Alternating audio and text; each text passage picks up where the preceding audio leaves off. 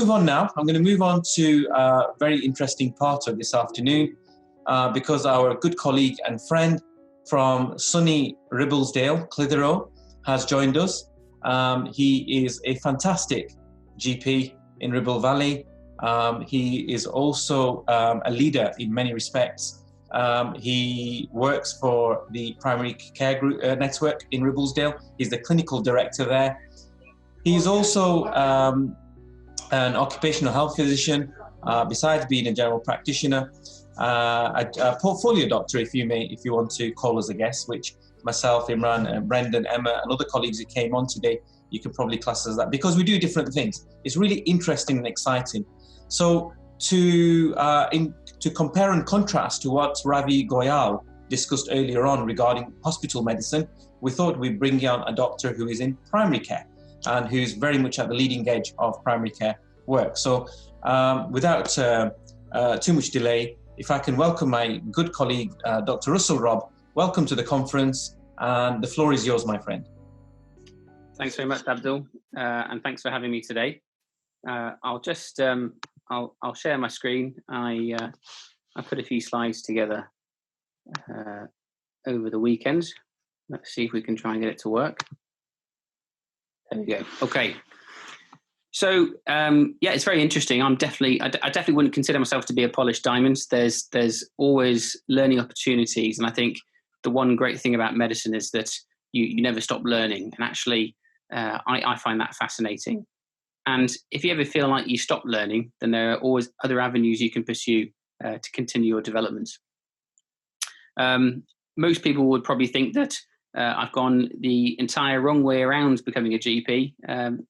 There's not much I haven't done, shall we say, in terms of altered pathways into medicine and through medicine.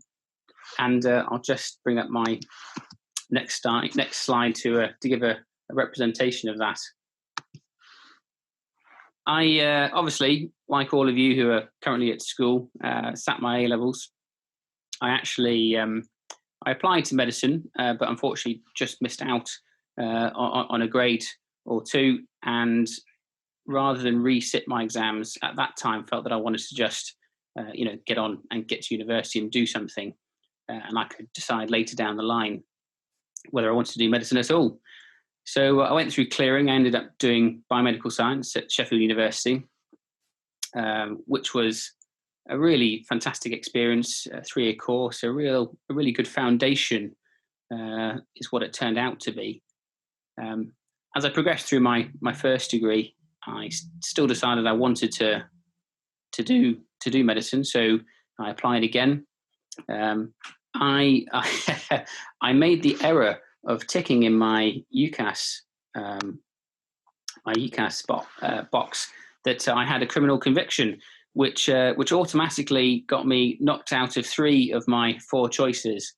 And the university I was currently studying at, Sheffield, they emailed me, said, Russell, is this right? I said, no, it's not. I've done it by accident. But fortunately, they were good enough to give me an offer. It was a deferred place, and following a year, I then went on to do medicine. And then, it was a 5-year course. I opted not to try and pursue a 4-year course. I really loved living in Sheffield, having grown up in the southwest in Somerset, and it was a fantastic experience. Towards the end in the final year of your degree, you have to then do various types of assessment to try and get placed. And I ended up with my 4th choice deanery, which was the Northwest, and my 14th choice hospital, which was Royal Blackburn. So I was far and away, should we say, best pleased at the time, because my ambition was actually to stay in Sheffield. But actually, I would say fate had a certain element to play, and it all turned out to be quite positive in the end. But it took me a while to come to terms with that. So I did my foundation year 1 at Blackburn Hospital. I even went as far as doing an interdeanery transfer in my foundation year. I then transferred across to Huddersfield with the thought process of perhaps getting back to Sheffield. But then actually started to really enjoy and like the area I lived in and the people I was working with. So ended up staying. At the time when I was in my foundation year, I felt like I really wanted to try and stretch myself. I didn't feel like I was quite ready yet to exit hospital life, shall we say, and elected to pursue a career in anaesthetics. I was very fortunate to get a job in Mersey, and I ended up doing about 18 months as a core anaesthetic trainee. What I soon realised with my eldest son, who's now 9, was that actually the work-life balance that hospital medicine gave me, I didn't feel was that great, actually. And it was more important that I had a better work-life balance. So at the end of my first year of anaesthetic training, I made the decision that actually I wanted to pursue a career in general practice. And so I applied, and I left my training post early, and I ended up just doing some locuming and A&Es and getting some experience on that side of things. So following that, obviously as a GP trainee, I came back to East Lancashire. I was a trainee at Blackburn Hospital for the first year, doing a few rotations, and then in the community, obviously, as my GP training progressed. When I qualified as a GP in 2016, I then settled down and I just put my feelers out, did some work for a few different practices, and was a locum until 18 months ago. I was offered the opportunity and a job which I thought was the right one for me. So I became a GP partner. Now, quite soon into becoming a GP partner, an opportunity arose to pursue, should we say, more of a strategic role as a clinical director. And it was something that I was quite interested in. It's something that I felt quite passionately about because I liked the ability to be able to shape and mould how healthcare is delivered locally. And so I took up that role last year in July. And like Abdul, have just spent the last 6 or 7 months trying to obviously nurse primary care locally through the global pandemic, which is COVID. So that's my journey through medicine. As I said, there's lots of things that I've done which perhaps maybe a lot of my colleagues haven't. It's obviously a very atypical route into medicine, and even a very atypical pathway into what I guess is my final job, really. Having experienced a different specialty and changed deaneries and gone through the stresses and strains of doing that. So GP training, I mean, in a nutshell, when I applied, you did a online application. You had to do a 90-minute test just to make sure that you knew a little bit about everything, which is what GP is all about. And then there was a more formative assessment. There was an interview panel. You go for a couple of hours, and you get seen face to face. And then once you hopefully got through that not so rigorous process, you then, as I said, much like other specialty training processes, you get allocated a deanery and a trust. And at the moment, GP training is 3 or 4 years, mostly 3 years, 4 years if you want to do an academic post, really. So what makes a career in general practice great? I mean, for me, the biggest thing is at the bottom of that list. It was the work-life balance. I was always grateful to have the opportunity to get into medicine and study it. And so I was probably, should we say, less bothered by aspiring to a certain specialty through my career, although having experienced general practice now and trained in it and become a GP partner, it was by far the best decision that I ever made. And there's lots of reasons for that. There's huge variability in general practice. You get to meet and talk to lots of absolutely fascinating people about their own life journeys and their own health problems. You get to, if you wish, subspecialise. So, you can still retain interests in various specialties if you so please. I have colleagues who work in the practice next door who are dermatologists for 2 or 3 days a week. I myself have decided to subspecialise in occupational health. And there are lots of other things that you can do as a GP, and build a portfolio career, as Abdul mentioned. What I really value, probably the most after the work-life balance, is actually the ownership. I think being able to really have an input into how things are shaped and delivered locally for my community is, it drives me a lot. Obviously, there are lots of opportunities. The other great thing is, and I put location on there because, unlike hospitals, there are only so many hospitals in the country, and unfortunately, typically when you're on a training program, you end up, a little bit pillar to post in certain deaneries. Scotland is a deanery in itself. You might spend 6 months in one hospital or 12 months, and then have to uproot and move somewhere completely different for your next job. The great thing about GP practice is that there are GPs everywhere. And actually, if there are specific parts of the country that you really want to work in or stay in, for family reasons or other, then actually it really helps you kind of focus down, and the chances of finding work are obviously much improved. I have friends, for instance, who become orthopaedic consultants and who trained in Sheffield. The only job that was available at the time, and the one that he managed to get, was one in Glasgow.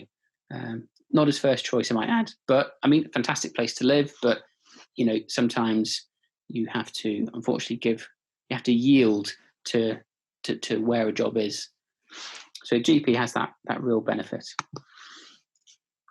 What makes a good GP?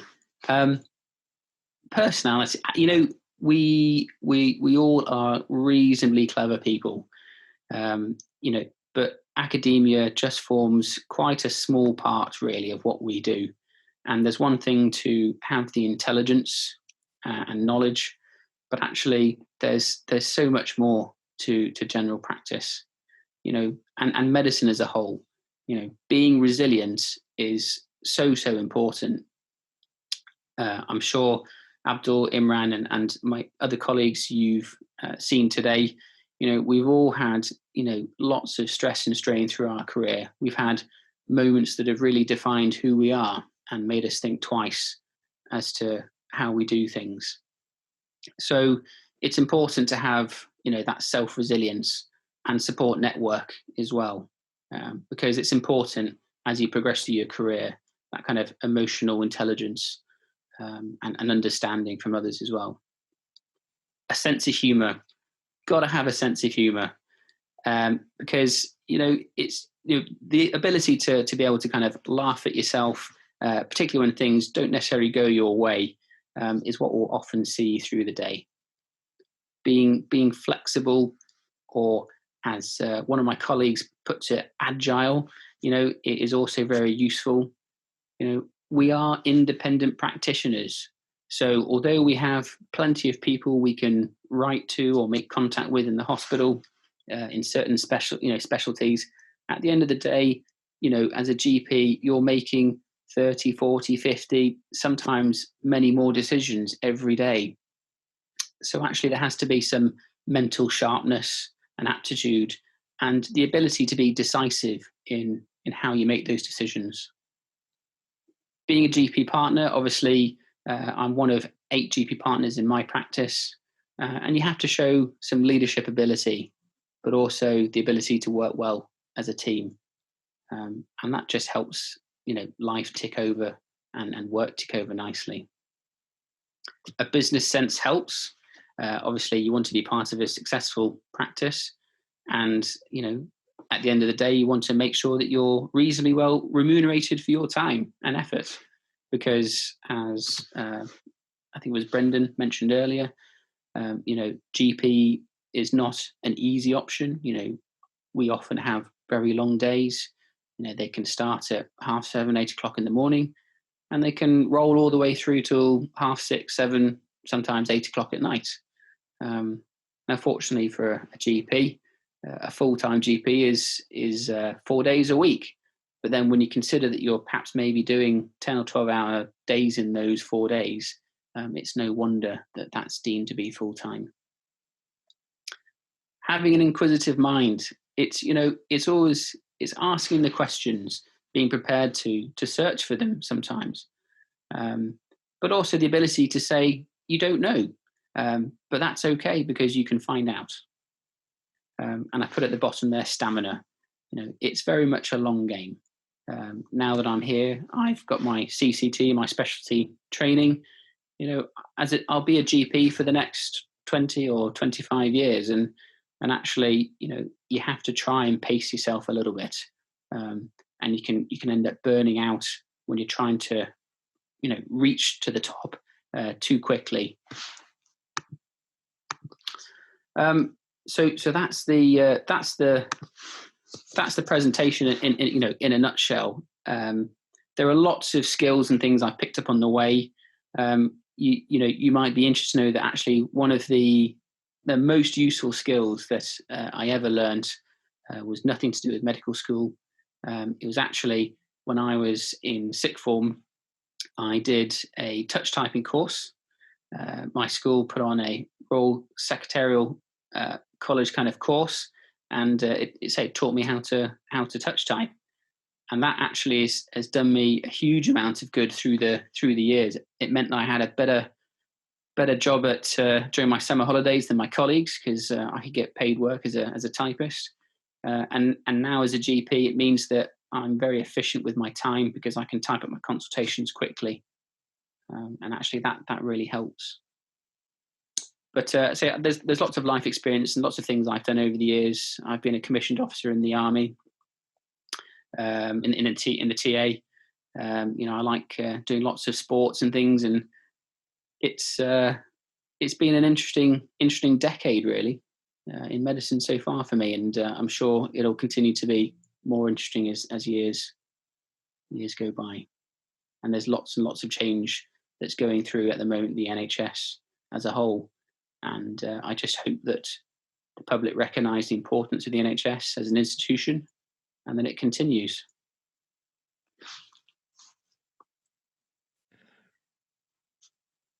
Shall I hand it back to? No, it's okay. I think I've said my piece. It feels slightly odd me talking to a screen without anyone in front of me. But, we've got a few questions from our students. Now, the first one is just clarification. If you could just go over for our student what does a locum mean, and also they're asking, as a GP partner, is your salary fixed? Does it depend on how many number of patients? So locums are the mercenaries of the GP system. As a GP locum, effectively you're a hired gun. You might go into a practice for individual days or half days, or you might even have kind of short-term contracts which last a few weeks or a few months, sometimes even longer. And there are some that do long-term locums. Effectively, locums are a bit like they're a bit like stand-ins, and sometimes they'll do all the job of a partner or a salary doctor, or they'll just come in, see patients. They might do a few prescriptions and a few other bits and pieces and then go home. So it has been very attractive the last 10 years to be a locum for those reasons, because I think a lot of my colleagues really struggle with trying to manage plenty of different aspects to what we do as GPs, as business owners as well. And obviously they get remunerated for that, and effectively you're self-employed. So you can either use a limited company, or you just obviously as a sole trader you do your own tax return every year. But it means there is often there is no guarantee of work. Now compare that to being a salaried or a partner. A salaried GP is a GP that is employed by a partnership.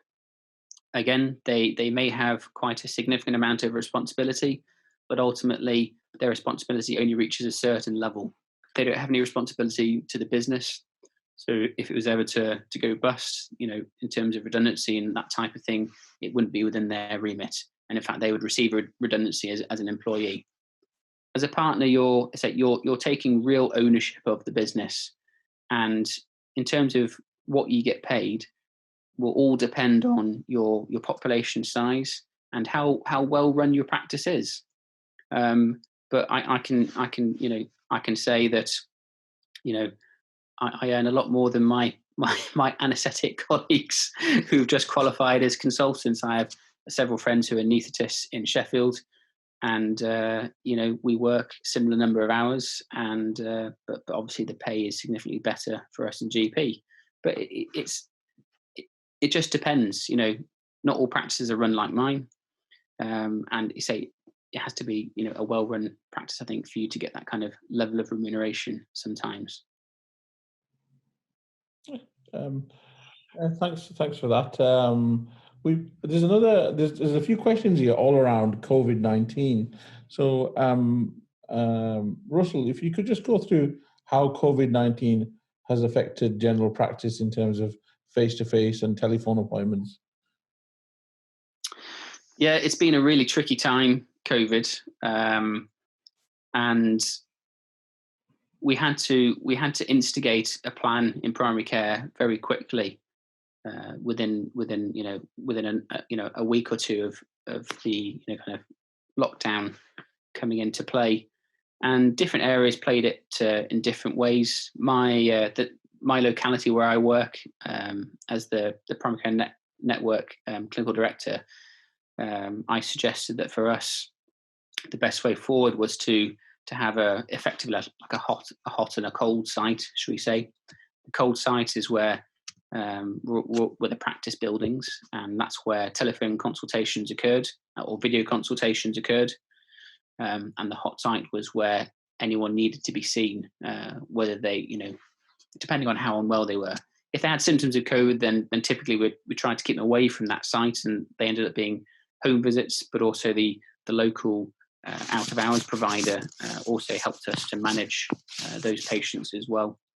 So it's quite complicated, but the proof's in the pudding. And I know Abdul will be laughing to himself quietly when I say this, but Ribblesdale is the best performing locality in the northwest, and some of that is down to obviously the fact that we are should we say a bit more rural. But also I'd like to think that we had a hand in helping to achieve that as well for our communities. So and we continue to be quite low in terms of the outcome figures. So we're probably top 10% in the country.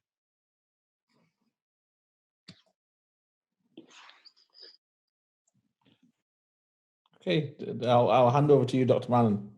Well, thank you very much, Imran.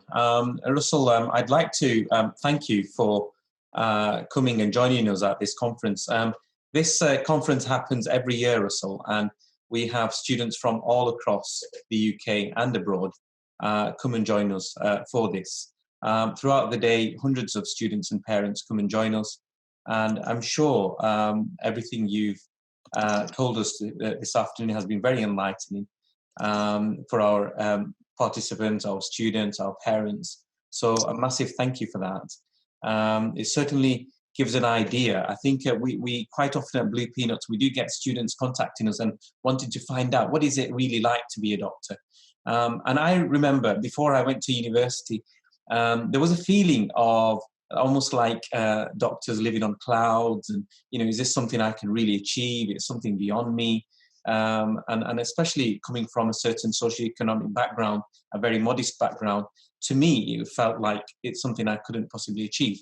And it took a lot of mentoring, a lot of goodwill and help from teachers, from parents, from friends to convince me that yes, Abdul, you're good enough to pursue that career. Actually, it's very achievable. And I think it helps if the way you've described your journey. And I think that our viewers would have related to you very well, especially because prior to you coming on, there was a lot of questions about graduate entry medicine. There was a lot of questions about what if I don't get the grades. there's a lot of there was a lot of questions about, well, actually, am I a failure? Does that make me a